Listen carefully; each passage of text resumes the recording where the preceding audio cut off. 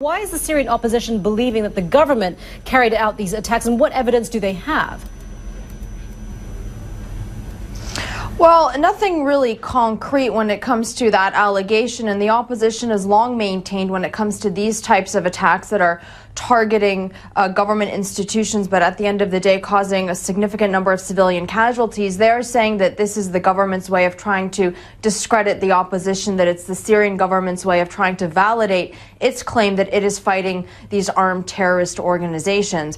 That being said, what most certainly is clear is that this was an extremely devastating attack. If you look at those images that are on your screens, you see just how widespread the damage is, which gives you an idea of just how large these explosions were that were in fact heard and felt in many other parts of the capital itself. Now, the location where this attack took place, the target is believed to be the Palestine branch of the intelligence agency. This branch is extremely notorious. It is located in the southern part of Damascus, right along one of the main ring roads, so this multi-lane highway, and right behind it is a university complex. So the damage not just confined to the intelligence building itself, but also to a number of buildings in the vicinity, and most certainly we can expect that the death toll at this stage is only going to rise.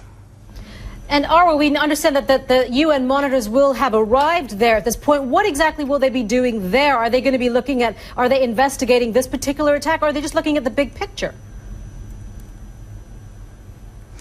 Well, we do believe, in fact, that they have already arrived on the scene. The head of the UN mission was seen touring through some of the wreckage, again reiterating the need for violence on all sides to come to an end. As to whether or not they will be able to launch an accurate investigation to try to figure out exactly who is behind this particular act of violence, at this stage, that is highly unlikely. Remember, their mission is to monitor whether or not a ceasefire is in fact being put into effect, which up until now it quite clearly is not. One also, though, has to take into consideration that extremist groups thrive when there is a security vacuum, and that most certainly is what exists in Syria. And that has been one of the great concerns that have been voiced by groups like the United Nations, the international community, and in fact by the opposition and the Syrian government itself. And that is that if this uprising drags on, continues in this trajectory, Syria could not only risk sliding towards a civil war, but it also could risk becoming something of a safe haven